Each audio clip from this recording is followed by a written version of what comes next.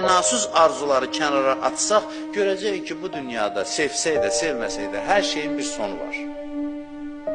Deyə bilərsən ki, bilirik də hər şeyin bir sonu var. Yox, bilmirik. Bilsək belə yaşamarıq biz. Bizim axı yaşayış tərzimiz onu göstərmir ki, biz hər şeyin sonu olan bir aləmdə yaşayırıq. Biz elə yaşamırıq axı.